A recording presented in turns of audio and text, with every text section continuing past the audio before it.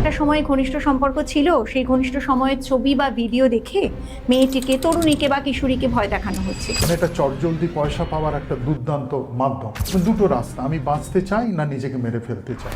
আমি কোথাও প্রেমিক বা প্রেমিকারা বেড়াতে গেছে, পরস্পর দুজনে ছবি তুললো, কিন্তু ঘনিষ্ঠ মুহূর্তের ছবি কেন তোলা হবে যদি আমি ভাবছি যে আমি আত্মহত্যা করে নেবো? আমার কোনো রাস্তা নেই। এই মেয়েটি যদি কোনো নতুন সম্পর্কে যেতে চায়, তো সেক্ষেত্রে তার যে মানসিক দ্বন্দ্ব তৈরি হয়, সেটা থেকে কি করে বেরিয়ে আসে? যখন ফেসবুকের মাধ্যমে বা ইন্টারনেটের বিভিন্ন যে সূত্রগুলো আছে, সোর্সগুলো আছে, উপাদানগুলো আছে, সেগুলোর মধ্যে দিয়ে যখন সম্পর্ক তৈরি হয়, এই সম্পর্কগুলো সাধারণত খুব সুন্দর হয় না।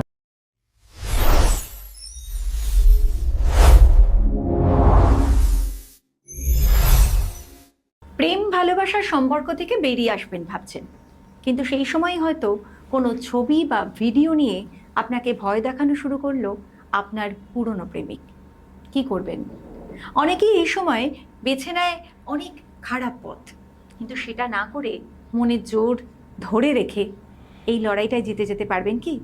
হ্যাঁ, আমরা তো পজিটিভ থাকার কথাই বলি, আর আজকেও বং পজিটিভে এটা নিয়েই আলোচনা করব।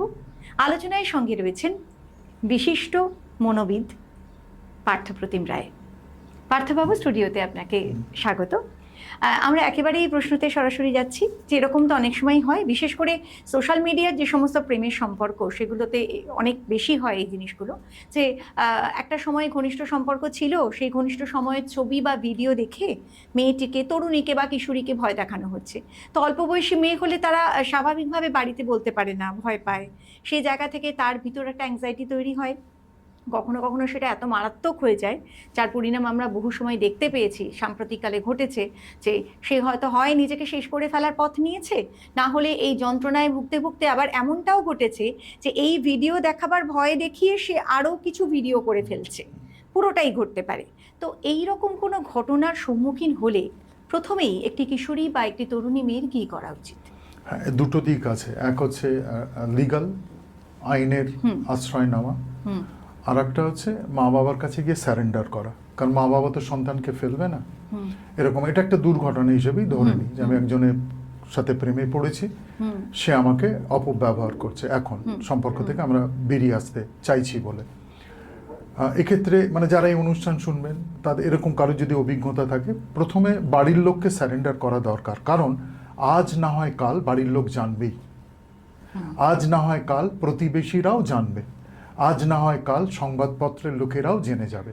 কিন্তু ধরুন এই মানসিক জোরটাই সে তৈরি করতে পারছে না, সেটা কি করে? কারণ এক হচ্ছে দুটো রাস্তা, আমি বাঁচতে চাই না নিজেকে মেরে ফেলতে চাই। নিজেকে মেরে ফেলার মধ্যে তো কোনো বাহাদুরি নেই, মানে বাঁচারটাই উচিত, মানে বাঁচার দিকেই, বাঁচার জন্যই লড়াই করা উচিত। যে আমার জীবনে একটা দুর্ঘটনা ঘটে গেছে, মানে এটার জন্য আমি একটা খারাপ ছেলের জন্যে আমি কেন, কারণ এটা সাধারণত একতরফাভাবে ছেলেরাই করে, মেয়েরা মানে ছেলেরা শিকারী, মেয়েরা শিকার হয় আর কি ঘটনা। তাহলে সেই মেয়েটাকে সিদ্ধান্ত নিতে হবে যে আমার আর কিছু করার নেই, বাঁচার একমাত্র রাস্তা মা বাবা। মা বাবাকে বলার পরে মা বাবাকে নিয়েই একদম লোকাল থানায় চলে যাওয়া, আইনি পদক্ষেপ। কারণ এটা মা বাবা বলল, তার সাথে আলাপ আলোচনা করলো শিকারীর সাথে, তাতে কোনো লাভ হয় না। কারণ এটা চটজলদি পয়সা পাওয়ার একটা দুর্দান্ত মাধ্যম। আইনের ব্যবস্থা নিলে, এবারে আইনের হাতে নানান অস্ত্র আছে, তারা এটাকে ব্যবহার করবে, এবং এটা আমরা দেখেছি আইনের সাহায্য নিলে এই ধরনের ক্ষেত্রে কড়া শাস্তির বিধান আমাদের আইনের মধ্যে আছে। কিন্তু অসুবিধা হয় যে যাদের কম বয়স, যারা প্রেম করে ফেলেছি কিন্তু এরকম একটা ঘটনার সাথে জড়িয়ে গেছি, সেখান থেকে বেরিয়ে আসতে চাইছি, পারছি না, সেক্ষেত্রে নিজের সাথে একটা বোঝাপড়া করে নেওয়া যে পালানোর আর কোনো রাস্তা নেই, একটাই রাস্তা, সেটা মা বাবার কাছে যাওয়া। ইটস মানে ওয়ান ওয়ে আমরা বলতে পারি। এটা পেছনের দিকে যাবার কোনো নেই, সামনের দিকে পরিষ্কার মাকে বা বাবাকে বলা। মাকে বলাটা সেফ, মাকে বললে মা বাবাকে বলবে। কারণ আত্মহত্যা করে যদি আমি ভাবছি যে আমি আত্মহত্যা করে নেবো, আমার কোনো রাস্তা নেই, কিন্তু রাস্তা তো আছে। মা বাবার কাছে বললে তারাই রাস্তা খুঁজে বার করবে। মানে জীবনে ভুল তো আমরা প্রত্যেকেই করি না, এটা একটা ভুলই, ভুল, এবং এটা দুর্ঘটনা, এটা একটা দুর্ঘটনা। কারণ যে কোনো সত্যিকারের ভালোবাসা বা প্রেম হলে সেখানে ছবির দরকার পড়ে না, ভিডিওর দরকার পড়ে না। অর্থাৎ প্রেম ভালোবাসার মধ্যে ঘনিষ্ঠতা একটা অংশ।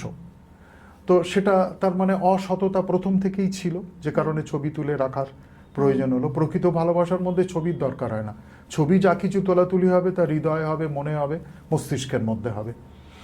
কিন্তু যখনই এরকম একটা হচ্ছে, এবং এটাও সতর্ক হওয়া দরকার, কম বয়সী মেয়েরা যখন ফেসবুকের মাধ্যমে বা ইন্টারনেটের বিভিন্ন যে সূত্রগুলো আছে, সোর্সগুলো আছে, উপাদানগুলো আছে, সেগুলোর মধ্যে দিয়ে যখন সম্পর্ক তৈরি হয়, এই সম্পর্কগুলো সাধারণত খুব সুন্দর হয় না। মানে আমাদের কাছে যে পরিসংখ্যান আমরা দেখি যে খুব দারুণ জীবনযাপন করছে, একদম যে হয় না তা না, সেটা খুব রেয়ার, ব্যতিক্রমী। তবে এই ছবি বা ভিডিওর ব্যাপারে সতর্কতাটা প্রয়োজন। সতর্ক থাকা, কারণ যারা যে প্রকৃত ভালোবাসার মধ্যে হঠাৎ ছবি আসবে, কারণ হ্যাঁ, আমি কোথাও প্রেমিক বা প্রেমিকারা বেড়াতে গেছে, পরস্পর দুজনে ছবি তুললো, কিন্তু ঘনিষ্ঠ মুহূর্তে ছবি কেন তোলা হবে? সেখানেই তো একটা অসততার জায়গা চলে আসছে। ঘনিষ্ঠ জায়গাতেই থাকা উচিত। তাহলে এখানে একটা সতর্ক হওয়া উচিত যখনই এরকম হবে। আর যদি ঘটেও যায়, এটা একটা দুর্ঘটনা হিসেবে নিতে হবে, ভুল হিসেবে নিতে হবে। মানুষ ভুল করে, মানুষ আবার সে ভুলটাকে শোধরায়। এবং যারা এই অনুষ্ঠান শুনছেন, এরকম যদি কেউ থাকেন, সাহস করে প্রথমে, আপনি যদি মা বাবাকে না বলতে পারেন, নিকট বন্ধুকে বলুন, নিকট আত্মীয়কে বলুন। প্রত্যেকেরই তো নিকট আত্মীয় থাকে যে যাকে আমরা খোলাখুলি বলতে পারি, এবং তার পরবর্তী পদক্ষেপ কী হবে। তবে এর পরবর্তী পদক্ষেপ কোনো এলোমেলো পদক্ষেপ নেই, সরাসরি একদম আইনের আশ্রয় নেওয়া। কারণ আইন সর্বোচ্চ নিরাপত্তা দেয়, বাকিরা কেউ সর্বোচ্চ নিরাপত্তা দিতে পারে না। এবং আমাদের আইনের বিধান আছে, এগুলো খুব সিরিয়াসলি দেখা হচ্ছে আজকের দিনে। এই ধরনের ঘটনা, মেয়েদের নিরাপত্তার বিষয় তো আমাদের রাষ্ট্র ভীষণভাবে এটাকে গুরুত্ব দেয় বা গুরুত্ব দিচ্ছে। শুধু রাষ্ট্র কেন, আমরা সবাই গুরুত্ব দিই মেয়েদের বিষয়টাকে, এবং আইনও গুরুত্ব দিচ্ছে। তো এক্ষেত্রে হেরে যাবার, পিছিয়ে যাবার বা আত্মহত্যার কথা আদৌ ভাবার দরকার নেই। এটা একটা লড়াইয়ের ক্ষেত্র, লড়াই করে নিজের অধিকার এবং নিজের নিরাপত্তাকে প্রতিষ্ঠিত করতে হবে। আচ্ছা পার্থবাবু, এখানে একটা বিষয় থাকে যে এই যে মা বাবাকে একটি মেয়ে খোলাখুলিভাবে নিজের এই বিপদের কথাটা বলবে, সেক্ষেত্রে মা বাবার ভূমিকাটা কতটা পজিটিভ হওয়া প্রয়োজন, সেটা যদি একটু বলেন দর্শকদের জন্য। এটা খুব ভালো প্রশ্ন, এটা খুব ভালো প্রশ্ন। এক্ষেত্রে আমরা দেখেছি মা বাবা খুব মারধর শুরু করলেন, উত্তেজিত হয়ে উঠলেন, হাইপার হয়ে যান, অতিমাত্রা সংবেদনশীল হয়ে পড়ে। তারা ভাবে যে এটা বোধহয় একটা পাপ করে ফেলেছে। তা না, এটা একটা দুর্ঘটনা। এটা পাপও নয়, পুণ্যও নয়, এটা জাস্ট একটা দুর্ঘটনা। মা বাবারা এবারে অনেক সময় তো হয় যে মেয়েরা তাদের শ্লীলতাহানি হয় রাস্তাঘাটে, আজকাল যা হচ্ছে সেটা তো একটা দুর্ঘটনার মতোই ঘটনা। এটা যদি আমরা এভাবেই দেখি, এবং তার পাশে প্রথমেই দরকার বন্ধুর মতো, মানে সন্তান যেন এটা অনুভব করে যে মা বাবা শাসক নয়, মা বাবা বন্ধুর মতো পাশে দাঁড়িয়েছে। শাসন করার জন্য আপনি আরো অনেক সময় পাবেন, সেই মুহূর্তে বন্ধুর মতো পাশে দাঁড়ানো, এইটা প্রতিষ্ঠা করা যে আমরা তোমাকে সর্বতোভাবে, মানে অন্তর থেকে তোমার পাশে আছে, তোমাকে সাহায্য করবো, তুমি অন্য কোনো কিছু ভেবো না। এবং এক্ষেত্রে ভালো হয় যদি কোনো মনস্তাত্ত্বিকের সাথে আলোচনা করা, মনস্তাত্ত্বিকের সাহায্য নেওয়া। কারণ মা বাবাও বিভ্রান্তির মধ্যে থাকে, এবং যে সন্তানের সাথে এটি হয়েছে তার সেও বিভ্রান্তির মধ্যে থাকে।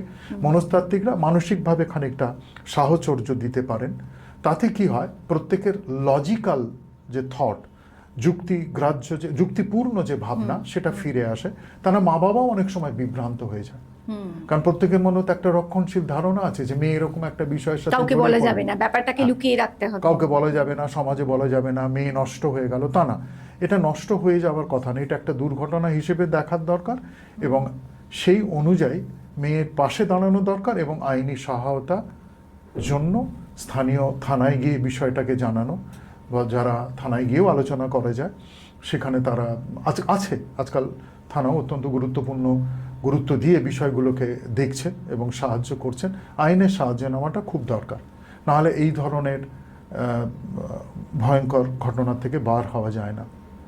বেশ, এটা তো একটা পজিটিভ রাস্তা আপনি দেখিয়ে দিলেন যে আত্মহনন না করে কিন্তু আত্মসম্মানটা বাঁচানো জরুরি। বাবা মায়ের একটা বড় ভূমিকা নিশ্চয়ই আছে। এরপরে এই ছেলেটি বা মেয়েটি, ছেলেটির কথা বলছি না, স্বাভাবিকভাবে এই ঘটনাগুলো, দুর্ঘটনাগুলো মেয়েদের সঙ্গেই বেশি ঘটে। তো এই মেয়েটি যদি কোনো নতুন সম্পর্কে যেতে চায়, কিংবা তার একটি বিবাহিত জীবনে সে প্রবেশ করবে ভাবছে, সেই সময়ে যে মানসিক দ্বন্দ্বটা তৈরি হয়, কারণ তার তো একটা বিশ্বাসভঙ্গতা হয়েছে, এবং তার থেকেও বড় কথা, আমাদের ভারতবর্ষের মেয়েরা কিন্তু এখনো মনে করেন যে শারীরিক বিশুদ্ধতাটা অনেক বেশি গুরুত্বপূর্ণ। তো সেক্ষেত্রে তার যে মানসিক দ্বন্দ্ব তৈরি হয়, সেটা থেকে কি করে বেরিয়ে আসে? হ্যাঁ, যদি এই ঘটনার পরে যদি মা বাবার সাহচর্য পেলে বাচ্চারা অনেক সময় ঘুরে দাঁড়ায় এবং স্বাভাবিক জীবন যাপনে ফিরে আসার জন্যই আমরা বলি মা বাবাও এই ব্যবস্থাটা করা, বেড়াতে নিয়ে যাওয়া, আত্মীয় পরিজন সেখানে নিয়ে যাওয়া, নিয়মিতভাবে যে আমাদের সামাজিক যে অনুষ্ঠানগুলোতে হয়, যত সামাজিক মেলামেশা করা যায় তত বাচ্চা একটা স্বাভাবিক জায়গা ফিরে পায়। কিন্তু কোনো কারণে যদি বাচ্চা ট্রমাটাইজ হয়, ট্রমা হলে, তাহলে অবশ্যই সেক্ষেত্রে সাইকোলজিস্টের সাহায্য নিলে ভালো ফল পাওয়া যায়। কারণ আমাদের কাছে যখন এরকম কোনো ঘটনা আসে, আমরা প্রথমেই চেষ্টা করি তাকে ট্রমার থেকে বাইরে বার করে নিয়ে আসা, তারপর তাকে তার স্বাভাবিক জীবনটা কি, মানে এরকম আমরা হোঁচট খেয়ে রাস্তায় পড়ে যাই গেলে এরকম তো হবে না আমি ওই রাস্তা দিয়ে হাঁটবো না, আমি হাঁটা বন্ধ করে দিলাম কারণ আমি হাঁটতে গিয়ে হোঁচট খেয়েছি, এটা তো হতে পারে না। তো জীবনের হোঁচট খাওয়া মানে জীবনকে থামিয়ে দেওয়া নয়। আমার পরবর্তীকালে গেলে দেখা যায় এই ধরনের ঘটনার থেকে আমরা অনেক অভিজ্ঞতা লাভ করি, মানুষকে অনেক চিনতে পারি যে পুরুষ কেমন হয়, কোন মানুষটা সৎ, কোন মানুষটা অসৎ। অর্থাৎ এই অভিজ্ঞতাগুলো কিন্তু ফেলনা নয়, এই দুর্ঘটনা আমাকে এই অভিজ্ঞতাগুলো দিয়েছে, সেটা দিয়ে আমি ভবিষ্যতে একটা সুন্দর জীবন তৈরি করতে পারি। অর্থাৎ এটাকে আমরা ধরতে পারি যে মানুষ চেনার একটা ফাউন্ডেশন, ভিত্তিপ্রস্তর। অর্থাৎ এটাকে আমরা নেতিবাচকভাবে যদি না দেখি, আমি একটা দুর্ঘটনায় পড়েছিলাম, দুর্ঘটনা আমাকে অনেক অভিজ্ঞতার জন্ম দিয়ে গেছে, তাহলে সেটা দিয়ে আমি পরবর্তীকালে ছেলে চিনতে শিখবো কোন মানুষটা সুন্দর, কোন মানুষটা অসুন্দর, তাহলে সেটাও আমার কাজে লাগবে। এই অভিজ্ঞতাকে আমি ব্যবহার করব সৎভাবে, সুন্দরভাবে। আর যদি খুব অসুবিধা, তাহলে একজন মনোবিদের সাহায্য নিলে সেক্ষেত্রে ভালো ফল পাওয়া যায়। অনেক ধন্যবাদ পার্থবাবু। সত্যি সত্যি এরকম ধরনের দুর্ঘটনা যদি ঘটেই যায়, তার থেকে মুক্তি পাওয়ার পথ কিন্তু মোটেই আত্মহনন বা নিজের জীবনকে শেষ করে দেওয়া নয়। এখান থেকে মুক্তির পথ আছে, নিজের মনের জোরকে সঙ্গী করে বাবা মার সঙ্গে কথা বলে আমরা মুক্তির পথ পেতে পারি।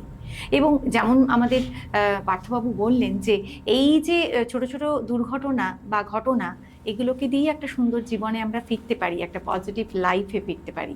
তবে অবশ্যই এই দুর্ঘটনাগুলো থেকে অভিজ্ঞতা সঞ্চয় করার জন্য সবসময় নিজের ক্ষেত্রেই ঘটতে হবে এমনটা নয়, অন্য কারোরটা দেখে, বন্ধুর দেখে বা কাছের মানুষের দেখেও কিন্তু অভিজ্ঞতাটা তৈরি রাখা ভালো।